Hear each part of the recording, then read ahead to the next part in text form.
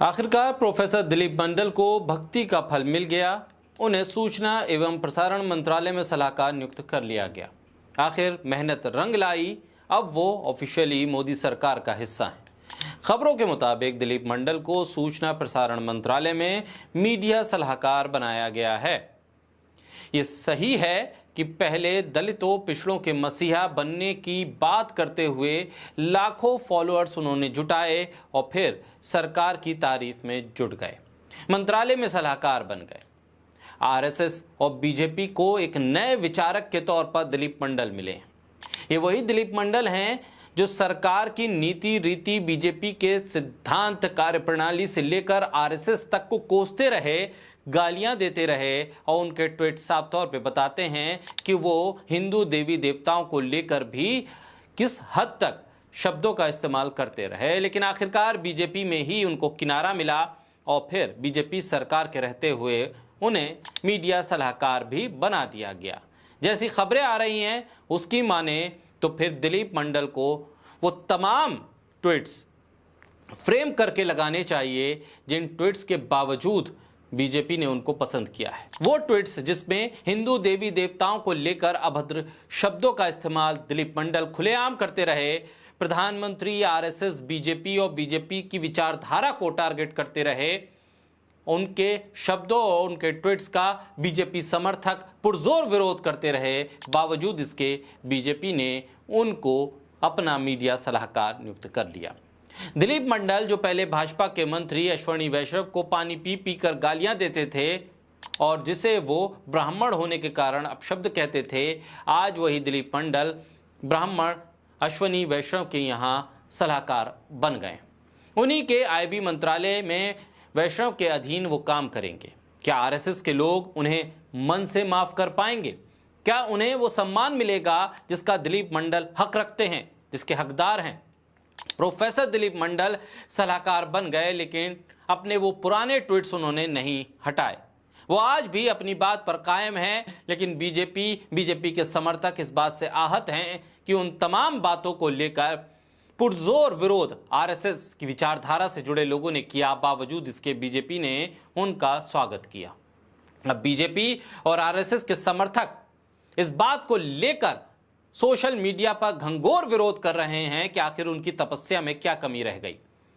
उन्हें अब मंडल को अपना गुरु मानना होगा। जिस व्यक्ति ने हिंदू सभ्यता और हिंदू भगवानों को कोस कोस कर गालियां दी, उसे आज भाजपा सरकार ने अपने सिस्टम में जगह दे दी, अपना करीबी बना लिया। बीजेपी की समर्थक वेबसाइट, बीजेपी की विचारधारा की समर्थक वेबसाइट, आरएसएस की समर्थक विचारधारा की वेबसाइट जयपुर डायलॉग मंडल के सलाहकार नियुक्त होने का विरोध करती है और वो लिखती है, he abuse Modi, he abuse RSS, he abuse all Hindu practices, but he is still appointed by Modi government as advisor of Information and Broadcast Ministry। और साथ ही जयपुर डायलॉग इसे मास्टर स्ट्रोक लिखती है। दिन रात नफरत फैलाने वाला, मुसलमानों को गाली देने वाला बीजेपी का कट्टर समर्थक दीपक शर्मा मंडल की नियुक्ति से नाराज हो गया है और हैशटैग शेम ऑन बीजेपी लिखता है। दिलीप मंडल की नियुक्ति के बाद यह पहला मौका है जब बीजेपी के समर्थक और बीजेपी के विचारधारा से जुड़े लोग, बीजेपी आईटी सेल के लिए काम करने वाले लोग बीजेपी के खिलाफ ही ट्वीट कर रहे हैं और हैशटैग शेम ऑन बीजेपी लिख रहे हैं। दीपक शर्मा लिखता है कि क्या इस तरह के लेख लिखने वाला आपका मीडिया सलाहकार होगा, क्योंकि दीपक शर्मा दिलीप मंडल के उन पुराने ट्वीट्स को भी टैग करता है जिसमें वो हिंदू देवी देवताओं को लेकर अभद्र भाषा का इस्तेमाल करते हैं, हिंदू धर्म और हिंदुओं की रीति रिवाजों पर टारगेट करते हैं। दीपक शर्मा लिखता है, क्या आप ही इस गंदगी को बढ़ावा दे रहे थे जो इसमें इतना कुछ लिखने की हिम्मत आ गई? यानी दीपक शर्मा जैसा कट्टर बीजेपी समर्थक भी बीजेपी की नीयत पर सवाल खड़े कर रहा है कि आखिर क्या बीजेपी के इशारे पर दिलीप मंडल अब तक बीजेपी की विचारधारा, सनातन धर्म और हिंदू देवी देवताओं को टारगेट कर रहा था और खुले दिल से, खुले मन से, खुले शब्दों से कर रहा था, तभी उसके अंदर इतनी ताकत आई।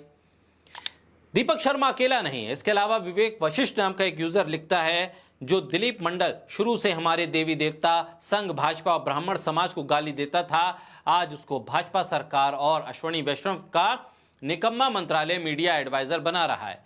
क्या भाजपा संघ के कार्यकर्ता मर गए हैं या भाजपा और हमारे विचार परिवार के लोग केवल दरी बिछाने के लिए हैं? आगे वो लिखता है कि क्या पूर्व सर संघ संचालक के ऊपर अपमानजनक टिप्पणी करने वालों को भाजपा सरकार मीडिया एडवाइजर बनाकर इनाम देती है? क्या ब्राह्मणों को गाली देने वालों को पुरस्कृत करना भाजपा का संस्कार बन गया है? अश्वनी वैष्णव जैसे लोग अधिकारी से मंत्री तो बन जाते हैं, लेकिन इनमें विचार और संगठन की समझ नहीं होती है और ये लोग ही संगठन की थू-थू करवाते हैं। अगर भाजपा सरकार किसान बिल और लेटरल एंट्री जैसे आम फैसलों को वापस ले सकती है, इन अहम फैसलों को वापस ले सकती है, तो दिलीप मंडल की नियुक्ति मीडिया सलाहकार के तौर पर अगर की गई है तो उस पर भी विचार उसे करना चाहिए। यही नहीं, इस मौके पर कांग्रेस के नेता अभिषेक सिंघवी ने भी ट्वीट कर दिलीप मंडल की इस नियुक्ति पर बीजेपी पर कटाक्ष किया है और पूछा है कि क्या दिलीप मंडल को पुरस्कृत किया जा रहा है और अब बीजेपी की क्या विचारधारा बदल गई है। और साथ ही वो दिलीप मंडल के पुराने ट्वीट्स को भी उस पर शेयर करते हैं जिसपे वो सीधे तौर पर ब्राह्मण समाज को टारगेट करते नजर आ रहे हैं।